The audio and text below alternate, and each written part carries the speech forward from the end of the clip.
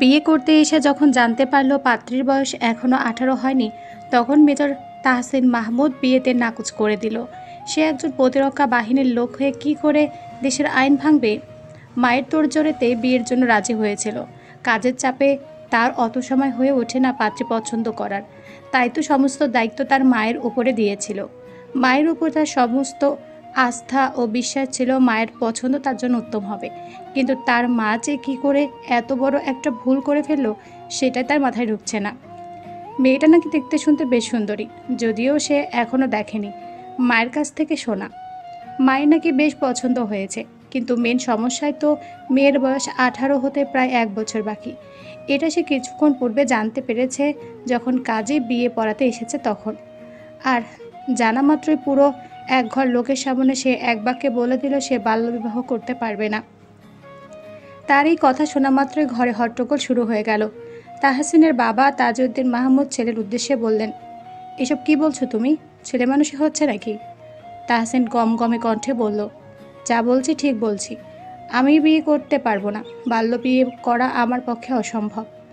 তাজউদ্দিন ছেলেকে বোঝানোর উদ্দেশ্যে বললেন, বোঝার চেষ্টা করো, এই মুহূর্তে বিয়েটা ভাঙলে মেয়েটার মনে ব্যাড ইফেক্ট পড়বে। আশেপাশে মানুষের কুরুচিপূর্ণ কথা শুনে মেয়েটা ডিপ্রেশনে ভুগবে।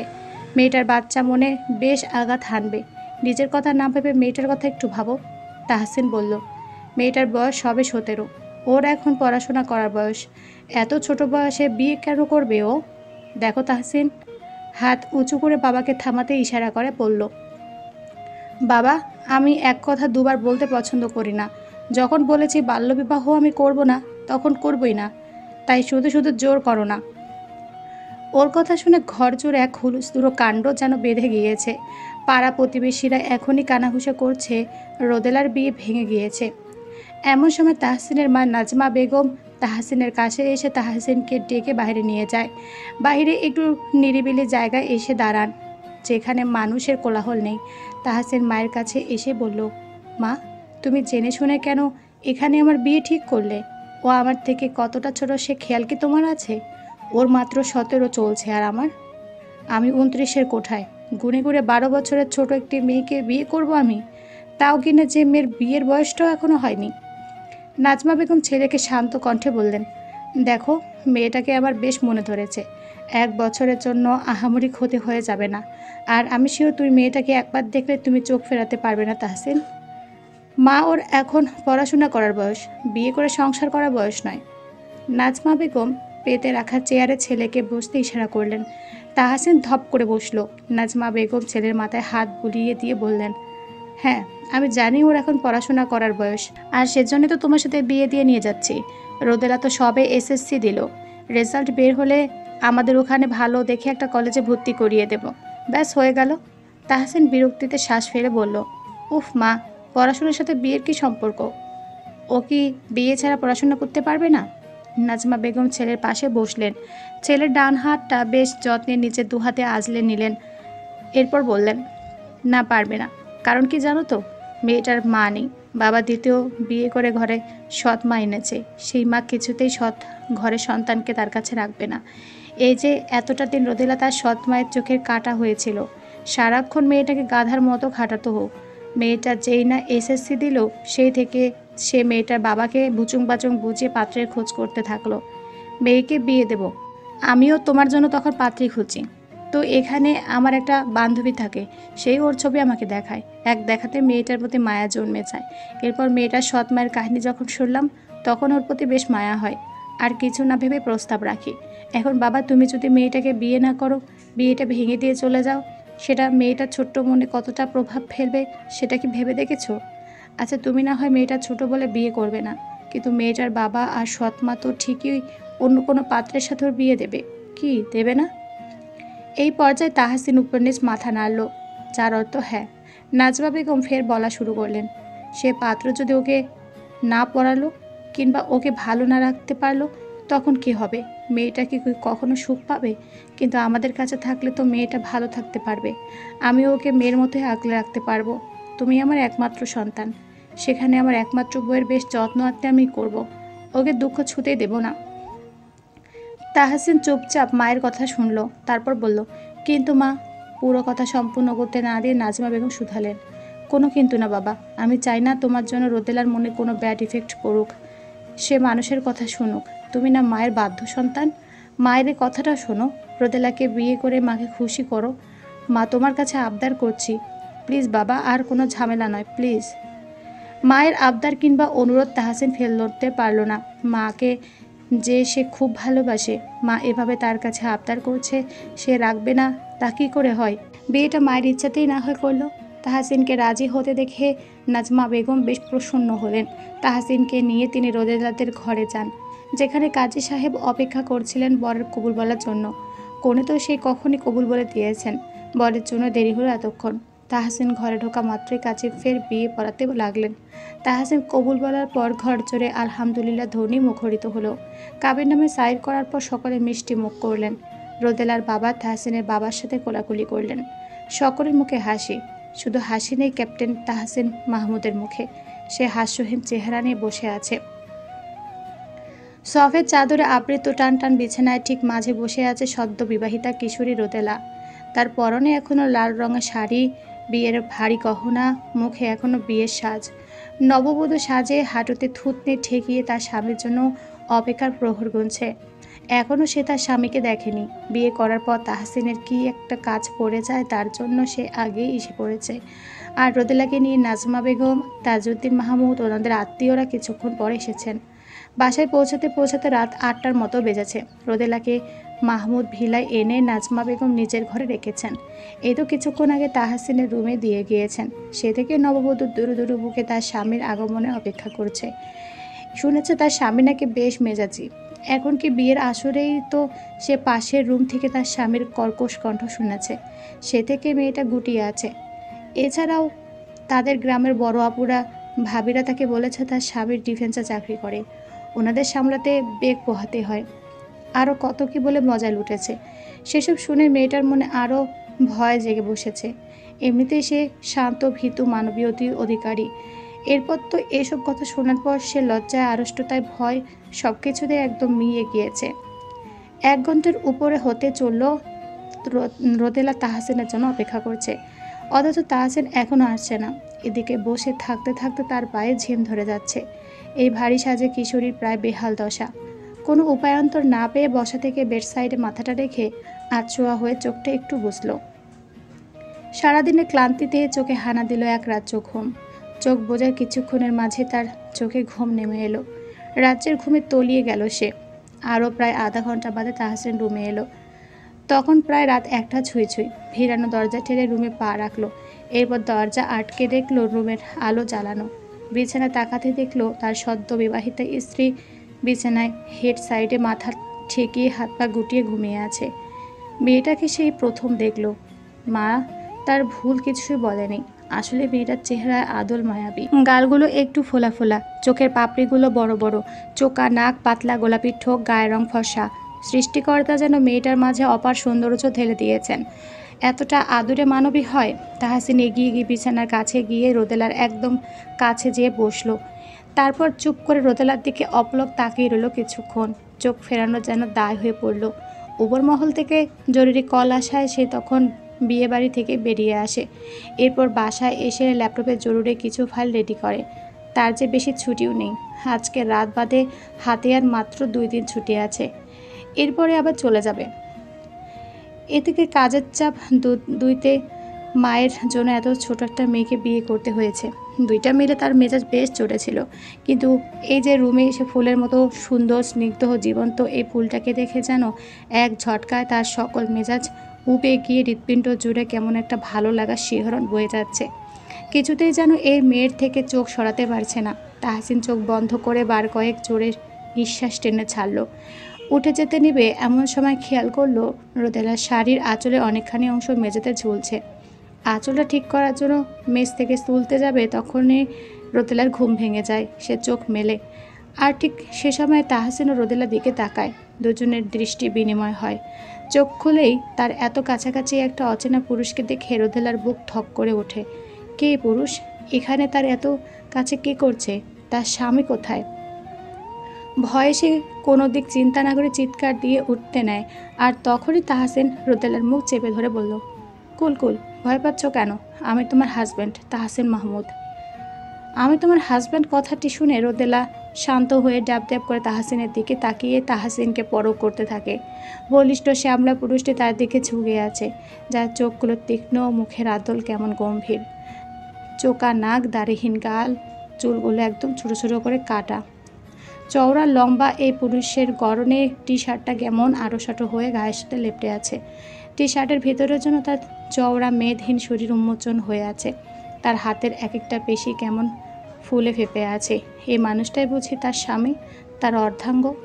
তাহসিন রোদেলার মুখ থেকে হাত সরিয়ে বিছানা থেকে একটু সরে আসতেই রোদেলার ভ্রম কাটে। সে লজ্জায় গুটিয়ে যায়।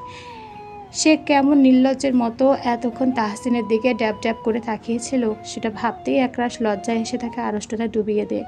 ছিছি, সে এতটা নির্লজ্জ কবে থেকে হলো? কিছুক্ষণ আগে কিনা এই পুরুষটাকে না চিনে পুরো বাড়ি মাথায় তুলে চিৎকার দেওয়া ধরেছিল। সবাই শুনলে কি ভাবতো?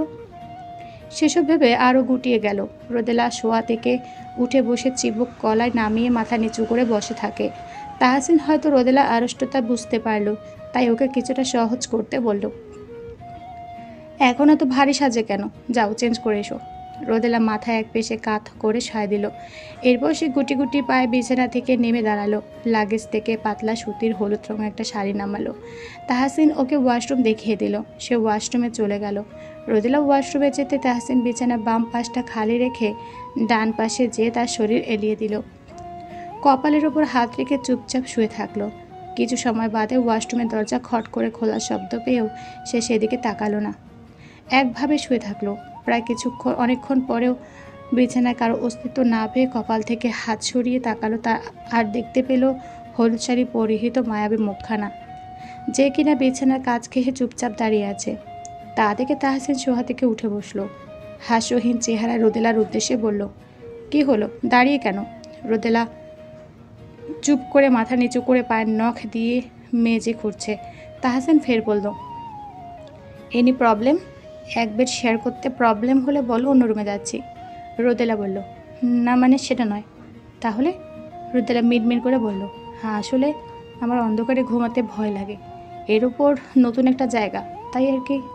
তাহসিন বলল, ও ব্যাপার না, তুমি শুয়ে পড়ো, আমি ড্রিম লাইট জ্বালিয়ে দিচ্ছি। আসলে ফকফকে আলোতে আমি ঘুমাতে পারি না, তাই লাইট তো আর জ্বালিয়ে রাখা সম্ভব নয়। পুরো রুম যাতে অন্ধকার না হয় সেজন্য ড্রিম লাইট জ্বালিয়ে দিচ্ছি। আশা করি আর কোনো সমস্যা হবে না। রোদেলা এক পেশে মাথা নাড়ল। বিছানার এক কোণে সে শুয়ে পড়ল। তাহসিন ঘরের লাইট অফ করে ড্রিম লাইট অন করে দিল, যেটা ঘর পুরোপুরি অন্ধকার হওয়ার হাত থেকে বাঁচালো। তাহসিন বিছানা পিঠ এলাতে এলাতে বলল, ঘুমিয়ে পড়ো। রোদেলা চুপচাপ শুনল আর ভাবলো সে শুধু শুধু ভয় পাচ্ছিল। তার প্রতিবেশী বড় আপুদের কথা শুনে সে শুধু শুধু ভয়ে টইটম্বুর হয়েছিল। যাক, একটুখানি হলেও তো ভয়টা কাটলো। মানুষটা আসলে খুব একটা খারাপ নয়, শুধু মুখটাই কেমন গম্ভীর করে রাখে, একটু হাসেও না। কিন্তু রোদেলার তো আর এই রকম মানুষ পছন্দ নয়। যাদের মুখে হাসি লেপ্টে থাকে সেই সব মানুষই পছন্দ। যাক, ব্যাপার না। রোদেলা অনেকক্ষণ ধরে এপাশ ওপাশ করতে থাকলো, তবে তার চোখে ঘুম ধরা দিল না। বাড়ির কথা বেশ মনে পড়ছে, বিশেষ করে তার সৎ বোনের কথা। তার মাটা খারাপ হলে কি হবে, তবে বোনটা ছিল তার নেওটা, তাকে ছাড়া কিচ্ছুটি বুঝতো না।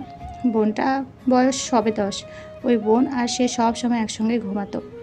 সে গল্প শোনাতে শোনাতে বোনকে ঘুম পাড়াতো। দুজন দুজনকে জাপটে ধরে ঘুমাতো।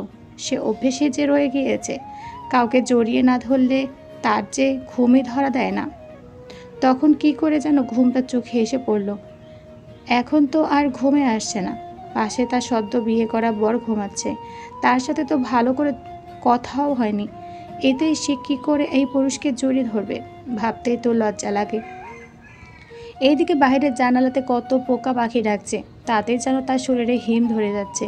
রোদেলা মাথা ঘুরিয়ে পাশ ফিরে তাকালো, দেখতে পেল তাহসিন শটান হয়ে ঘুমাচ্ছে।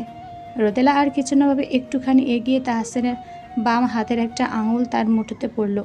তাহসিনের আঙ্গুল স্পর্শ করতে যেন তার হৃদয় মাঝে কেমন একটা অনুভূতি হানা দিল। হৃৎপিণ্ডটা কেমন কেঁপে উঠল, হাতটাও তার কেমন থরথর কাঁপছে। সব কিছু ঠেলে সে চোখ বুঝল। তাহসিনের আঙ্গুলটা নিজের হাতের মুঠোতে নিয়েই ঘুমানোর চেষ্টা করলো। একটা সময় ঘুমিয়েও পড়ল। তার ঘন ঘন নিঃশ্বাসের শব্দ যখন পড়তে থাকলো তখনই তাহসিন চোখ খুলে পাশে তাকালো। সে চোখ বুজে থাকলেও তার ঘুম তখনও হানা দেয়নি। আর তখনই রোদেলা তার আঙ্গুল মুঠোতে পড়ে সবটাই সে বুঝতে পারল। রোদেলার লজ্জা পাবে ভেবে সে আর চোখ খুলল না। তবে এই মেয়েটা তার আঙ্গুল মুঠোতে পড়ে কি সুন্দর নিশ্চিন্তে ঘুমাচ্ছে, এই বিষয়টা তাহসিনের কাছে বেশ লাগলো। সে রোদেলার দিকে তাকালো। ডিম লাইটের হালকা হলুদাভ আলোতে রোদেলার মুখটা কি সুন্দর চকচক করছে। হলুদ শাড়িতে মেয়েটা বুঝে একটু বেশি সুন্দর লাগছে। তখন তো এক নজর দেখে যেন নিজের নজর সরানো দায় হয়ে পড়েছিল।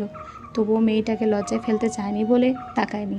যে ছেলে কাজ ছাড়া অন্য কোনো মেয়েতে তাকানোর সময় অবধি পায়নি, সে কিনা এই সপ্তদশী কিশোরীতে ঘায়েল হয়ে পড়েছে। আশ্চর্য না? তাহসিন তপ্তশ্বাস ফেলল, বলল, কন্ট্রোল তাহসিন মাহমুদ, কন্ট্রোল, নিজেকে সামলাও। এভাবে বইয়ের দিকে তাকিয়ে থাকলে নিশ্চিত নিজেকে তার মাঝে হারাবে। মাথায় রেখো, তোমাকে সামলানোর মতো বয়স এখনও তোমার বইয়ের হয়নি। ছোট্ট একটা মেয়েকে বিয়ে করেছো তুমি, একটুখানি তো ধৈর্য ধরতেই হবে।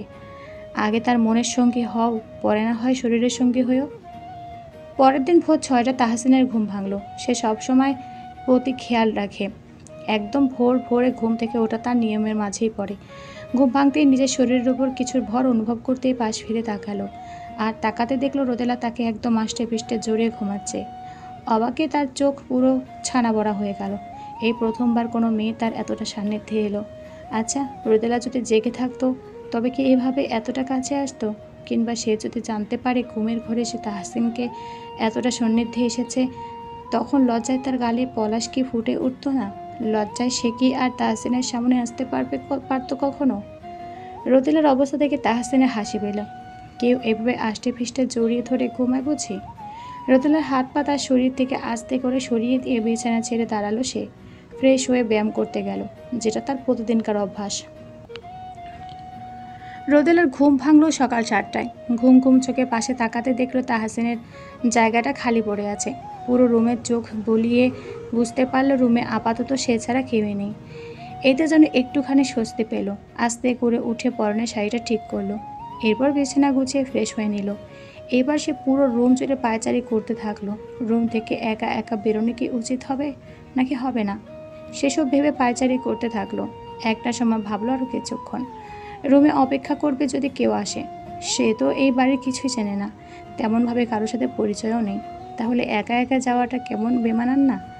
সে বিছানায় পা ঝুলিয়ে বসলো। এবার পুরো রুমটি সে দেখতে লাগলো। রুমে একটি বেড আছে, একটি আলমিরা, ড্রেসিং টেবিল, বেড সাইডে ছোট্ট একটা টেবিল আছে। রুমের সাথে অ্যাটাচ বাথরুম আছে, তবে বারান্দা নেই। রোদেলা বিছানা থেকে সরিয়ে সে জানালার কাজ ছড়িয়ে দিল। জানালা খুলতেই সকালে সূর্যের কিরণে সে ঘর ছুঁয়ে দিল। বাইরে হালকা হাওয়া বয়ে যাচ্ছে। এটা হচ্ছে সকালের স্নিগ্ধ সতেজ হাওয়া। রোদেলা প্রাণ ভরে তা উপভোগ করলো। বাড়ির কথা মনে পড়ে গেল। প্রতিদিন ভোর উঠে নামাজ পড়ে সে আর তার বোন তাদের গ্রামের নদীর পাড়ে চলে যেত। সেখানকার ভোরের হাওয়া শরীরে মাখিয়ে শরীর জোড়াতো, সাথে প্রাণটাও জোড়াতো। কিছুক্ষণ হাঁটাহাঁটি করে তারপর বাসায় চলে আসতো। এসে টুকটাক কাজ শুরু করে দিত, নয়তো মা বেশ বকাবকি করতো। সেসব ভেবে দীর্ঘশ্বাস ফেলল। হঠাৎ তার নজর বাহিরে গেল। দেখতে পেল তাহসিন ঘেমে নিয়ে বাসায় ঢুকছে। তাহসিনকে দেখে যেন সে কিছুটা জমে গেল। ভয়ে নাকি লজ্জায় সে বুঝে উঠতে পারল না।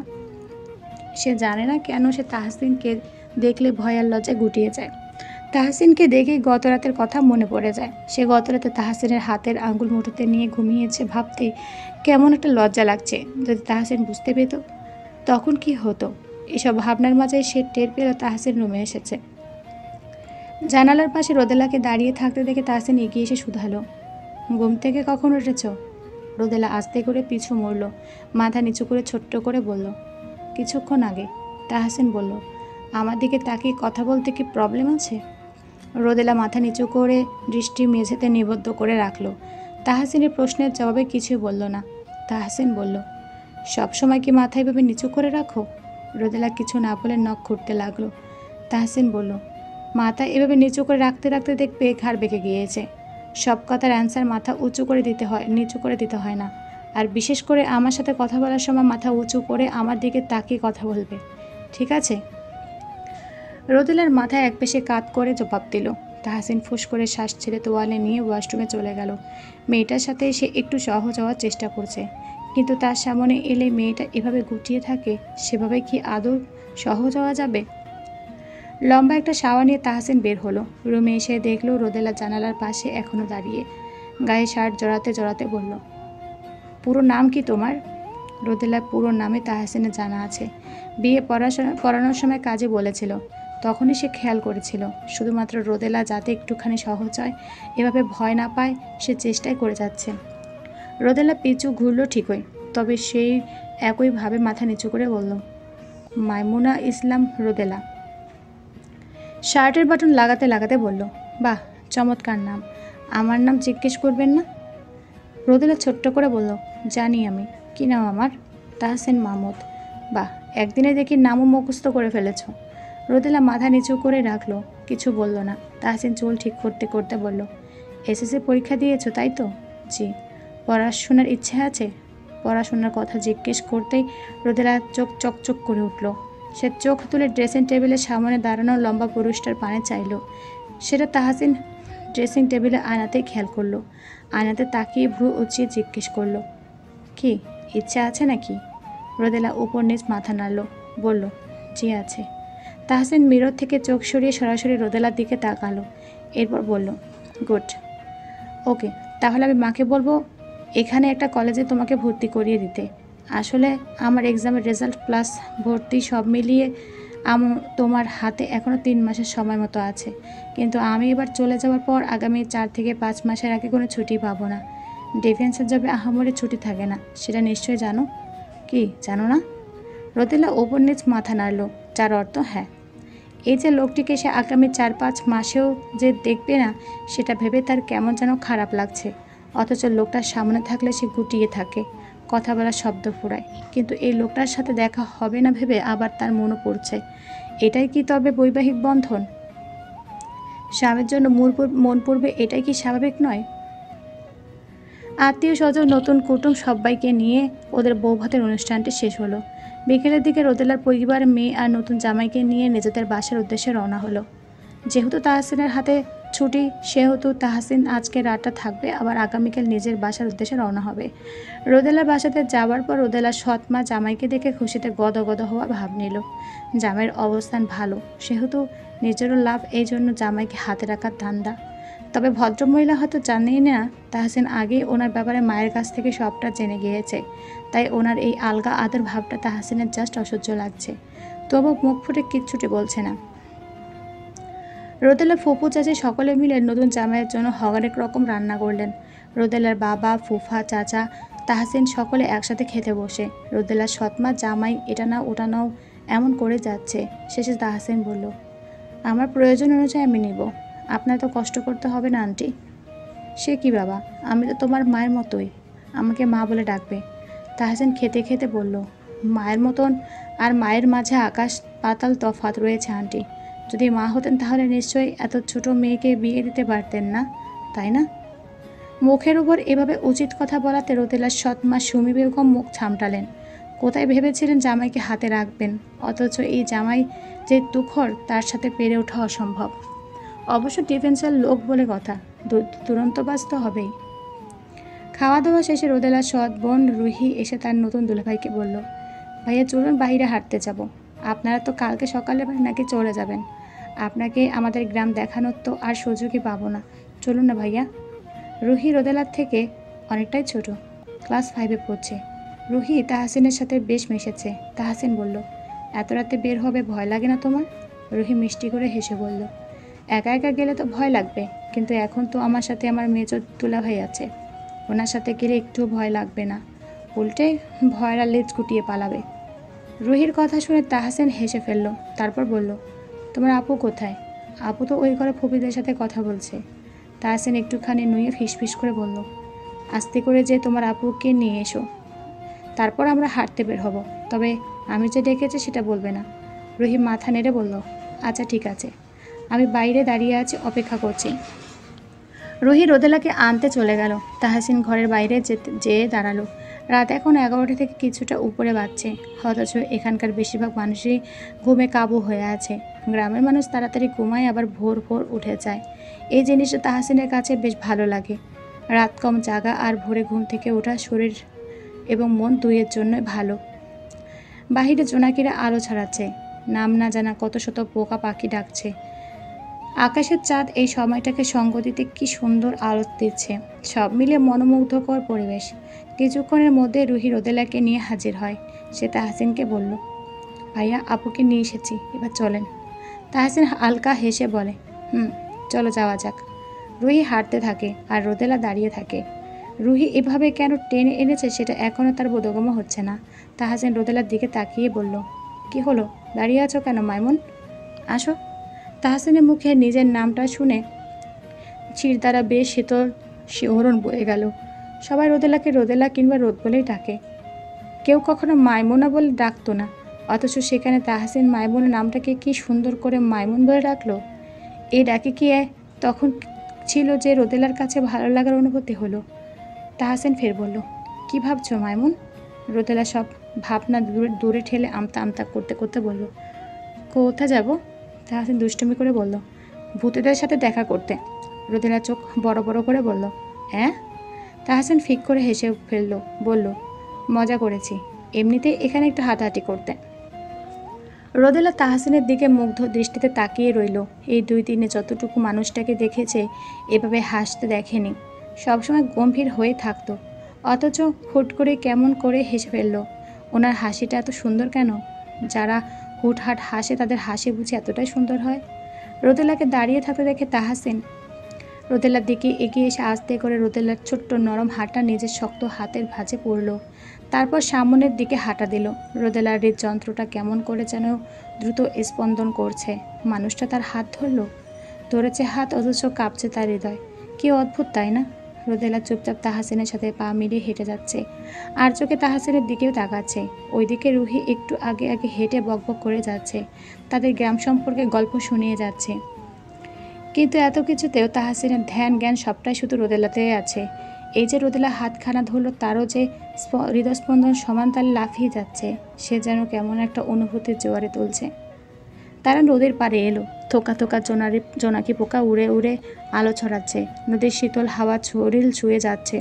সব মিলিয়ে দারুণ পরিবেশ। তাহসিন রুহির সাথে গল্প করছে, ওদিকে রোদেলা আর চোখে তাহসিনকে দেখে যাচ্ছে। সরাসরি তাকাতে যে লজ্জা লাগে। মানুষটা যতই দেখছে রোদেলাকে কাছে যেন বেশ ভালো লাগছে। মানুষটা ততটাও গম্ভীর নয় যতটা রোদেলা ভেবেছিল। রোদেলাকে যেন মানুষটা আজ বারে বারে মুগ্ধ করে দিচ্ছে। অনেকক্ষণ নদীর কিনারায় বসে থেকে তারা বাসায় ফিরে এলো। যে রুমটাতে রোদেলা আর রুহি ঘুমাতো সেখানে আজ রোদেলা আর তাহসিনকে থাকতে দেওয়া হলো। তাহসিন ঘুমিয়ে পড়লে রোদেলা গত রাতের মতোই তাহসিনের আঙ্গুলের মুঠোতে পড়ল। তবে পরক্ষণে আস্তে করে তাহসিনের হাত আলগোছে নিজের হাতের ভাঁজে মিলিয়ে দিয়ে তবে ঘুমালো। অথচ আজকেও তাহসিন ঠিকই টের পেল রোদেলা যে তার হাতটা ধরে নিশ্চিন্তে ঘুমের রাজ্যে পাড়ি দিয়েছে। তাহসিন ফোঁস করে শ্বাস ফেলে রোদেলার দিকে তাকিয়ে বলল, আমাকে তোমার অভ্যেস করো না কন্যা, নয়তো আমাকে ছাড়া তোমার দিনগুলি বিবর্ণ হয়ে পড়বে। রংধনুর 7 রঙের ন্যায় রঙিন হৃদয়ে বিবর্ণতার ছাপ যে বড়ই বেমানান লাগে, সেটাকে তুমি জানো মেয়ে?